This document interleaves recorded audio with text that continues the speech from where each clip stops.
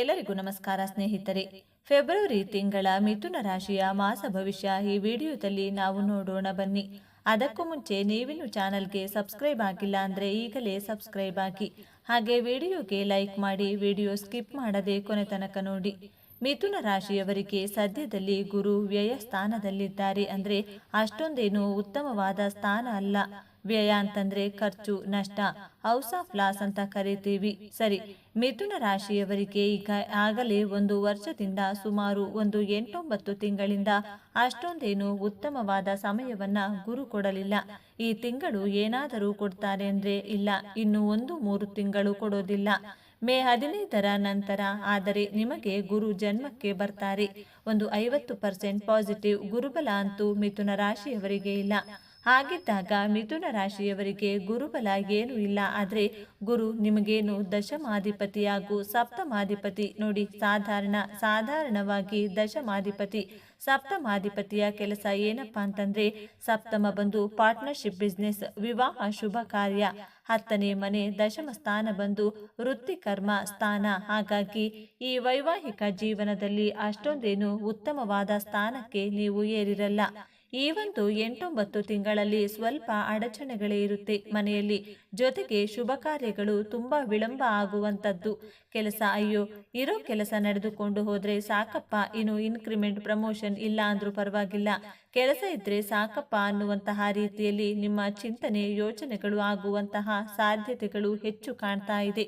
ಇನ್ನು ನಿಮ್ಮ ರಾಶಿಯಿಂದ 12ನೇ ಮನೆಯಲ್ಲಿ ಇರ್ತಕ್ಕಂಥ ಗುರು ನಿಮ್ಮ ರಾಶಿಗೆ ಬರೋದಕ್ಕೆ ಇನ್ನೂ ಕೂಡ 3 ತಿಂಗಳು ವೇಟ್ ಮಾಡಬೇಕು, ಕಾಯೋಣ. ಆದರೆ ಗ್ರಹಸ್ಥಿತಿಗಳ ಬದಲಾವಣೆ ಹೇಗಿದೆ? ನಿಮ್ಮ ರಾಶಿಯಾಧಿಪತಿ ಯಾರು ಅಂತಂದ್ರೆ ಬುಧ.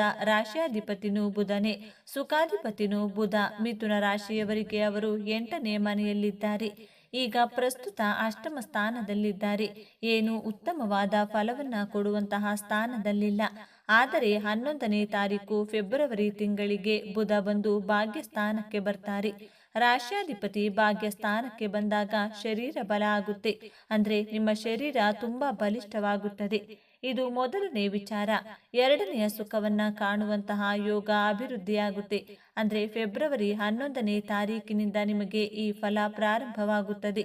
ಅಲ್ಲಿಯವರೆಗೂ ಸ್ವಲ್ಪ ಹುಷಾರಾಗಿರಿ, ಆತುರ ಪಡಬೇಡಿ, ಎಮರ್ಜೆನ್ಸಿ ಡಿಸಿಷನ್ಸ್ ತಗೊಳ್ಬೇಡಿ, ಕಾದು ನಿಂತು ಮುಂದೆ ಹೋಗಿ. ಇದು ತುಂಬಾ ಇಂಪಾರ್ಟೆಂಟ್.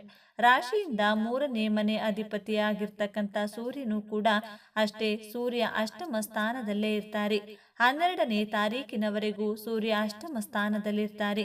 12ನೇ ತಾರೀಕು ಸೂರ್ಯ 9ನೇ ಮನೆಗೆ ಬಂದಾಗ ತೃತೀಯಾಧಿಪತಿ ಸ್ವಲ್ಪ ಧೈರ್ಯವನ್ನ ಕೊಡ್ಲಿಕ್ಕೆ ಶುರು ಮಾಡ್ತಾರೆ. ಅಲ್ಲಿವರೆಗೂ ಫೆಬ್ರವರಿ 11ನೇ ತಾರೀಕಿನವರೆಗೂ ಧೈರ್ಯ ಇರುವುದಿಲ್ಲ. ಸ್ವಲ್ಪ ಭಯ, ಇನ್ಸೆಕ್ಯೂರ್ ವಾತಾವರಣ ನಿಮಗೆ ಇರುತ್ತೆ. 12ನೇ ತಾರೀಕು ನಂತರ ಏನಾಗುತ್ತೆ? ಧೈರ್ಯ ಶುರುವಾಗುತ್ತದೆ. 11ನೇ ತಾರೀಕು ನಂತರ ಶರೀರ ಗಟ್ಟಿಯಾಗುತ್ತದೆ, ಸುಖ ವೃದ್ಧಿಯಾಗುತ್ತದೆ. 12ನೇ ತಾರೀಕಿನಿಂದ ಧೈರ್ಯ ಬರುತ್ತದೆ. ಒಟ್ಟಾರೆ ಮಿಥುನ ರಾಶಿಯವರಿಗೆ 11-12ನೇ ತಾರೀಕು ಕಳೆದ ಮೇಲೆ ತುಂಬಾ ಉತ್ತಮವಾದ ಸಮಯ. ಫೆಬ್ರವರಿ ತಿಂಗಳಲ್ಲಿ ನಿಮಗೆ ಸಿಗೋದ್ರಲ್ಲಿ ಸಂದೇಹವೇ ಇಲ್ಲ. ಶುಭ ಕಾರ್ಯಗಳು ನಡೆಯುವುದಕ್ಕೂ ಕೂಡ ಬುಧ ಹಾಗೂ ಸೂರ್ಯ ನಿಮಗೆ ಸಪೋರ್ಟ್ ಮಾಡ್ತಾ ಇರ್ತಾರೆ. ಯಾಕಂದ್ರೆ ಬುಧಾದಿತ್ಯ ಯೋಗ ಅಪ್ಲೈ ಆಗುತ್ತದೆ. ಇನ್ನು ರಾಶಿಯಿಂದ 12 ಮತ್ತು 5ನೇ ಮನೆ ಅಧಿಪತಿ, ಅದು ನೋಡಿ ಅದ್ಭುತ. ಯಾಕಂದ್ರೆ ಉಚ್ಚ ಸ್ಥಾನಕ್ಕೆ ಬಂದು ಬಿಟ್ರು ಶುಕ್ರ ಬಂದು ಉಚ್ಚ ಸ್ಥಾನ ಅಂದ್ರೆ ಎಕ್ಸಾಲ್ಟೆಡ್ ಪೊಸಿಷನ್. ಔಟ್ ಆಫ್ 100ಗೆ 100% ಬಲಿಷ್ಠರಾಗುವಂತಹ ಸ್ಥಾನ ಶುಕ್ರನದ್ದು. ಹಾಗಾಗಿ ಉಚ್ಚ ಸ್ಥಾನದ ಶುಕ್ರ ನಿಮಗೆ ವಿಶೇಷವಾದ ಫಲ ಕೊಡ್ತಾರೆ. ಪೂರ್ವ ಪುಣ್ಯ ಅಭಿವೃದ್ಧಿಯಾಗುತ್ತದೆ. ಸಂತಾನ ಅಪೇಕ್ಷಿತ ದಂಪತಿಗಳಿಗೆ ಶುಭ ಫಲ. ಜೊತೆಗೆ ಯಾರ್ಯಾರು ಈ beauty related, fashion designing, architect ಮತ್ತು drawing, editing, software designing, graphics, wild life photography ಮತ್ತೆ ಆನಿಮೇಷನ್, ಸಿನಿಮಾ ನಟ ನಟಿಯರು, ಈ ತರದ್ದು ಯಾರ್ಯಾರಿದ್ದೀರೋ ಅಂದ್ರೆ ರಿಲೇಟೆಡ್ ಟು ಶುಕ್ರನ ಸಂಬಂಧಪಟ್ಟಂತಹ ವೃತ್ತಿ, ವ್ಯಾಪಾರ, ವಿದ್ಯೆ ಯಾರ್ಯಾರು ಮಾಡ್ತಾ ಇದ್ದೀರೋ ಎಲ್ಲರಿಗೂ ತುಂಬಾ ಚೆನ್ನಾಗಿರುವಂತಹ ಸಂದರ್ಭ ನಿಮಗೆ ಪ್ರಾಪ್ತಿಯಾಗುತ್ತದೆ. ಫೆಬ್ರವರಿ ತಿಂಗಳು ಪೂರ್ತಿಯಾಗಿ ನಿಮಗೆ ಇರುತ್ತೆ. ಜೊತೆಗೆ 12ನೇ ಮನೆ ಅಧಿಪತಿಯಾದಂತಹ ಸ್ವಲ್ಪ ಖರ್ಚು ಇರುತ್ತದೆ. ಒಳ್ಳೆ ಖರ್ಚನ್ನ ಅಪೇಕ್ಷೆ ಪಡಬಹುದು. ಮದುವೆಗೆ ಖರ್ಚು ಮಾಡೋದು, ಮಕ್ಕಳ ವಿದ್ಯಾಭ್ಯಾಸಕ್ಕೆ ಖರ್ಚು ಮಾಡೋದು, ವಾಹನ ತೆಗೆದುಕೊಳ್ಳುವಂಥದ್ದು. ಇನ್ನೊಂದು ಪ್ಲಸ್ ಪಾಯಿಂಟ್ ಏನು ಗೊತ್ತಾ? ಮಿಥುನ ರಾಶಿಯವರಿಗೆ ಈ ತಿಂಗಳು ವಾಹನ ಯೋಗ ಚೆನ್ನಾಗಿದೆ. ಪ್ಲಸ್ ವಾಹನದಿಂದ ಸಂಪಾದನೆ ಯೋಗ ಚೆನ್ನಾಗಿದೆ. ವಾಹನ ಮಾಲೀಕರಾಗಿರಬಹುದು ಅಥವಾ ಡ್ರೈವರ್ಸ್ ಆಗಬಹುದು. ನಿಮಗೆ ಬಹಳ ಉತ್ತಮವಾದ ಫಲ ಸಿಗುತ್ತೆ.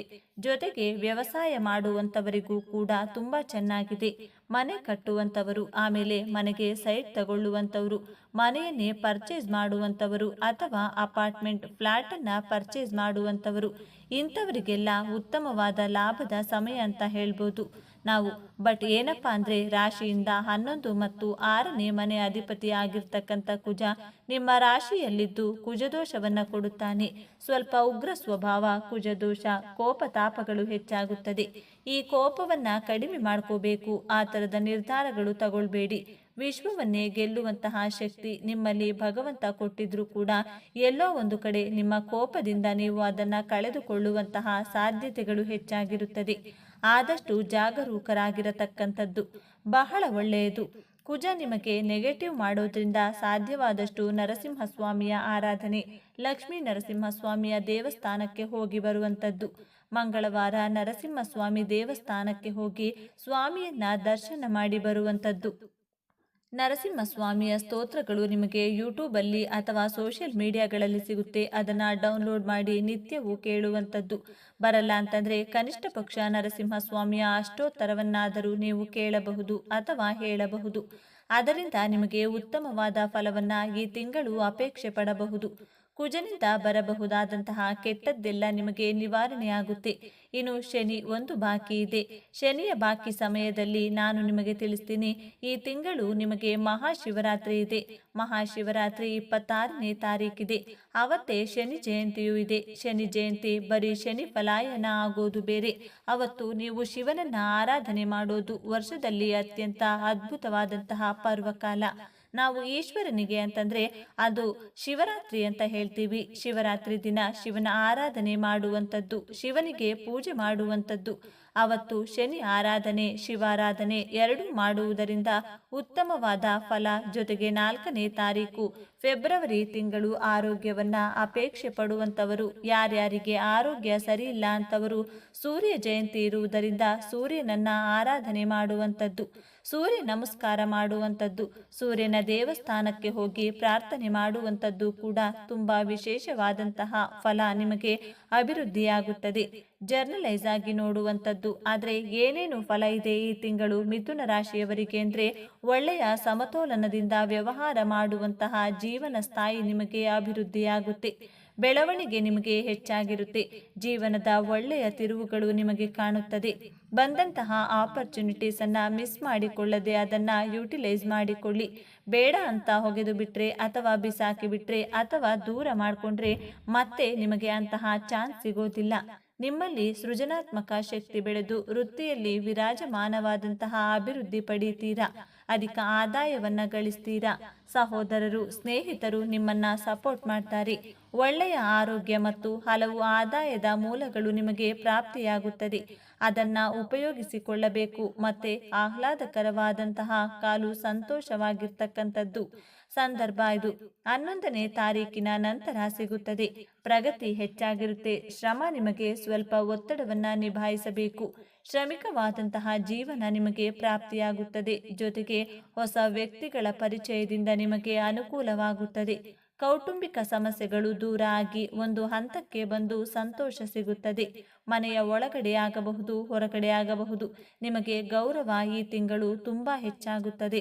ವೃತ್ತಿ ಉದ್ಯೋಗಗಳಲ್ಲಿ ಅನುಕೂಲವಾಗಿರ್ತಕ್ಕಂತಹ ಅನುಕೂಲ ನಿಮಗೆ ಪ್ರಾಪ್ತಿಯಾಗುತ್ತೆ. ಸ್ಪರ್ಧಾತ್ಮಕ ಪರೀಕ್ಷೆಗಳಲ್ಲಿ ನಿಮಗೆ ಅಭಿವೃದ್ಧಿ ಏನಿದೆ, UPSC, KPSC ಈ ಥರದ್ದು ಯಾರಾದರೂ ತಗೊಳ್ಳಿದ್ರೆ, ಗೌರ್ನಮೆಂಟ್ ಎಕ್ಸಾಮ್ ಕ್ರ್ಯಾಕ್ಸ್ ಮಾಡೋದಾದ್ರೆ ನಿಮಗೆ ಈ ತಿಂಗಳು ತುಂಬಾ ಚೆನ್ನಾಗಿದೆ. ಮತ್ತೆ ಉದ್ಯೋಗವನ್ನು ಕೂಡ ನೀವು ಅಪೇಕ್ಷೆ ಪಡಬಹುದು. ಸಾಮಾಜಿಕ ಸ್ಥಿತಿ ಉತ್ತಮವಾಗಿರುತ್ತದೆ. ವಿಲಾಸಮಯವಾಗಿರ್ತಕ್ಕಂತಹ ಜೀವನ ಶೈಲಿಯನ್ನ ನೀವು ಹೊಂದಿಕೊಳ್ಳುತ್ತೀರಾ. ಮಕ್ಕಳ ವ್ಯವಹಾರಗಳಲ್ಲಿ ಕೂಡ ಸದಾ ಸರಾಗವಾಗಿ ನಿಮಗೆ ಅಭಿವೃದ್ಧಿಯಾಗುತ್ತೆ. ಆಕಸ್ಮಿಕವಾಗಿ ಕೆಲವೊಂದು ತಿಳಿಗೆ ಅಥವಾ ತಿಳಿದು ತಪ್ಪು ನಿರ್ಧಾರಗಳನ್ನು ತೆಗೆದುಕೊಳ್ಳೋಕೆ ಹೋಗಬೇಡಿ. ಅದು ತುಂಬಾ ಇಂಪಾರ್ಟೆಂಟ್. ಹಂಗೇನಾದ್ರೂ ನಿರ್ಧಾರ ತಗೊಳ್ಬೇಕಾದ್ರೆ ನಿಮ್ಮ ಮೂಲ ಜಾತಕವನ್ನ ನುರಿತ ಜ್ಯೋತಿಷ್ಯರಿಗೆ ತೋರಿಸಿಕೊಂಡು ಮುಂದೆ ಹೋಗುವಂಥದ್ದು ಬಹಳ ಉತ್ತಮ. ಜೊತೆಗೆ ಒಳ್ಳೆಯ ಆದಾಯವನ್ನು ಕೂಡ ಹೊಂದುತ್ತೀರಿ.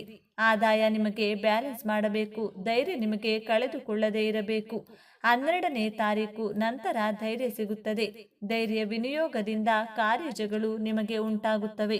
ಇದು ಒಂದು ಹಂತದ ಮಾಹಿತಿಯಾಯಿತು. ಇನ್ನು ಶನಿಯ ವಿಚಾರ ಹೇಳೋದಾದ್ರೆ, ಶನಿ ನಿಮಗೆ ಪ್ರಸ್ತುತ ಭಾಗ್ಯ ಸ್ಥಾನದಲ್ಲಿದ್ದಾರೆ, ಅಂದ್ರೆ 9ನೇ ಮನೆ. ಶನಿ 9ನೇ ಮನೆಯಲ್ಲಿದ್ದಾಗ ಭಾಗ್ಯ ಫಲಗಳನ್ನ ಭಾಗ್ಯಾಧಿಪತಿ ಕೊಟ್ಟೇ ಕೊಡ್ತಾರೆ. ಅದು ಇನ್ನೆಷ್ಟು ದಿನ, ಕೇವಲ ಒಂದೇ ಒಂದು ತಿಂಗಳು. ಮಾರ್ಚ್ 28ನೇ ತಾರೀಕು ಶನಿ ಬದಲಾವಣೆಯಾಗಿ 10ನೇ ಮನೆಗೆ ಬಂದು ಬಿಡ್ತಾರೆ. ಯಾರ್ಯಾರಿಗೆ ಉದ್ಯೋಗದಲ್ಲಿ ಸಮಸ್ಯೆ ಇದೆಯೋ ಮಾರ್ಚ್ 28ರ ನಂತರ ಉದ್ಯೋಗ ಸಮಸ್ಯೆ ದೂರವಾಗುತ್ತದೆ. ನೂತನ ಉದ್ಯೋಗ ಸಿಗುತ್ತದೆ. ಉದ್ಯೋಗದಲ್ಲಿ ಸ್ಥಿರ ಸಿಗುತ್ತೆ. ಇನ್ಕ್ರಿಮೆಂಟ್, ಪ್ರಮೋಷನ್, ಗವರ್ನಮೆಂಟ್ ಉದ್ಯೋಗ ಮಾಡ್ತಾ ಇರ್ತಕ್ಕಂಥವರಿಗೆ ಯೋಗ ಫಲಗಳು ಎಲ್ಲ ಸಿಗ್ತಾ ಬರುತ್ತೆ. ಕಾರಣ ದಶಮ ಸ್ಥಾನಕ್ಕೆ ಶನಿ ಬರ್ತಾರೆ, ಭಾಗ್ಯಾಧಿಪತಿ ದಶಮ ಸ್ಥಾನಕ್ಕೆ ಬರ್ತಾರೆ. ಅಲ್ಲಿವರೆಗೂ ಭಾಗ್ಯದಲ್ಲೇ ಶನಿ ಇರ್ತಾರೆ. ಫೆಬ್ರವರಿ ತಿಂಗಳು ಏನೂ ತೊಂದರೆ ಇಲ್ಲ. ಮಾರ್ಚ್ ತಿಂಗಳು ಏನೂ ತೊಂದರೆ ಇಲ್ಲ. ಶನಿಯಿಂದ ಯಾವುದೇ ಬಾಧೆ ಇಲ್ಲ. ಮಾರ್ಚ್ 28 ಆದ್ಮೇಲೂ ಬಾಧೆ ಇಲ್ಲ. ಶನಿ ನಿಮ್ಮ ರಾಶಿಗೆ ಬರೋದ್ರಿಂದ ಅತ್ಯುತ್ತಮವಾಗಿರುವಂತಹ ಸಂದರ್ಭನ ನೀವು ಅಪೇಕ್ಷೆ ಪಡಬಹುದು. ಅದರಿಂದ ಯಾವುದೇ ನಿಮಗೆ ಕೆಟ್ಟದ್ದಾಗದೆ ಒಳ್ಳೆಯ ಫಲವನ್ನ ನೀವು ಅಪೇಕ್ಷೆ ಪಡಬಹುದು. ಆದರೂ ಸಹ ಶನಿ 10ನೇ ಮನೆಗೆ ಬರ್ತಾ ಇದ್ದಾರೆ. ಎಲ್ಲ ಒಂದು ಬದಲಾವಣೆ ಆಗ್ತಾ ಇದೆಯಲ್ಲ, ಬದಲಾವಣೆ ಆಗಬೇಕಾದ್ರೆ ಒಂದು ಥ್ಯಾಂಕ್ಸ್ ಅಪ್ಪ ಭಗವಂತ, ನೀನು 10ನೇ ಮನೆಗೆ ಬರ್ತಾ ಇದ್ದೀಯಾ, ನೀನು ಒಂಥರ ಥ್ಯಾಂಕ್ಸ್ ಹೇಳ್ತಾ ಇದ್ದೀನಿ. ಒಂದು ಅದ್ಭುತವಾದಂತಹ ಜೀವನವನ್ನ ನನಗೆ ಕೊಡ್ಲಿಕ್ಕೆ ಹೊರಟಿದ್ದೀಯಾ, ನಿನಗೆ ಯಾವಾಗಲೂ ಕೂಡ ನಾನು ವಂದನೆಗಳನ್ನ ತಿಳಿಸ್ತೀನಿ ಅಂತ ಒಂದು ಥ್ಯಾಂಕ್ಸ್ಗೆ. ಮಾರ್ಚ್ 28ನೇ ತಾರೀಕು ಶನಿ ಬದಲಾವಣೆ ಆದ್ರೆ ಮಾರ್ಚ್ 29ನೇ ತಾರೀಕು ಎಲ್ಲಾ ಕಡೆ ಶನಿ ಶಾಂತಿಗಳನ್ನ ಮಾಡ್ತಾ ಇರ್ತಾರೆ. ಶನಿ ಶಾಂತಿ ವಿಶೇಷವಾಗಿ ನಿಮ್ಮ ಊರಿನಲ್ಲಾಗಬಹುದು ಅಥವಾ ನಿಮ್ಮ ಮನೆ ಅಕ್ಕಪಕ್ಕದಲ್ಲಾದರೂ ದೇವಸ್ಥಾನಗಳಲ್ಲಿ ಇದ್ರೆ ಶನಿ ಶಾಂತಿ ಮಾಡ್ತಾರೆ. ಅಲ್ಲಿ ಹೋಗಿ ನೀವು ಪಾಲ್ಗೊಳ್ಳಬೇಕು. ಶನಿ ಅಂದ್ರೆ ನಿಧಾನ, ನಿಧಾನ ಆ ಥರ ಇಲ್ಲ, ಬೇಗ ಬೇಗ ಆಗುತ್ತೆ ಕೊಡಬೇಕು. ಇಮ್ಮಿಡಿಯೇಟ್ ಆಗಿ ಕೋಟ್ಯಾಧೀಶ್ವರನಾಗಿ ಬಿಡಬೇಕು ಅಂದ್ರೆ ಶನಿ ಕೊಡೋದಿಲ್ಲ. ಶನಿ ನಿಧಾನವಾಗಿ ನಿಧಾನವಾಗಿ ಕೊಡ್ತಾ ಬರ್ತಾರೆ. ತಾಳ್ಮೆಯಿಂದ ನಿನ್ನನ್ನು ಕರೆಯುತ್ತಾರೆ. ಅಂದ್ರೆ ತಾಳ್ಮೆ, ಶನಿಗೆ ಇನ್ನೊಂದು ಹೆಸರು ಏನಪ್ಪಾ ಅಂತಂದ್ರೆ ತಾಳ್ಮೆ. ಅಂದ್ರೆ ನೀವು ತಾಳ್ಮೆ ಇರಬೇಕು, ಜೀವನದಲ್ಲಿ ಹೆಚ್ಚು ತಾಳ್ಮೆ ಇರಬೇಕು. ಇದ್ದಾಗ ಮಾತ್ರ ಶನಿ ನಿಮಗೆ ಸಪೋರ್ಟ್ ಮಾಡ್ತಾರೆ. ಮಾರ್ಚ್ 28ರ ನಂತರ 2.5 ವರ್ಷ ತುಂಬಾ ಚೆನ್ನಾಗಿದೆ. ಈಗ ಫೆಬ್ರವರಿ ತಿಂಗಳ ಮಾಸ ಭವಿಷ್ಯ ಹೇಳ್ತಾ ಇದ್ದೀನಿ. ಇನ್ನೂ 1 ತಿಂಗಳು ಕಾದು ಬಿಟ್ರೆ ಲಾಭ ಸ್ಥಾನದ ಶನಿ ಫಲಗಳನ್ನ ನೀವು ಅನುಭವಿಸಬಹುದು. ಉತ್ತಮವಾದ ಜೀವನವನ್ನ ಕಟ್ಟಿಕೊಳ್ಳಿಕ್ಕೆ ಕಾಣಲಿಕ್ಕೆ ನಿಮಗೆ ಸೂಕ್ತವಾದಂತಹ ಸಂದರ್ಭ ಇದಾಗುತ್ತೆ ಅನ್ನೋದರಲ್ಲಿ ಸಂದೇಹವೇ ಇಲ್ಲ. ಸ್ನೇಹಿತರೆ, ಈ ಮಾಹಿತಿ ನಿಮಗೆ ಇಷ್ಟವಾಗಿದ್ದಲ್ಲಿ ದಯವಿಟ್ಟು ಶೇರ್ ಮಾಡಿ, ಲೈಕ್ ಮಾಡಿ ಮತ್ತು ನಮ್ಮ ಚಾನಲ್ಗೆ ಸಬ್ಸ್ಕ್ರೈಬ್ ಆಗಿ. ಎಲ್ಲರೂ ಭಕ್ತಿಯಿಂದ ಓಂ ಶ್ರೀ ಶನೇಶ್ವರ ನಮಃ ಅಂತ ಕಮೆಂಟ್ ಮಾಡಿ. ಧನ್ಯವಾದಗಳು.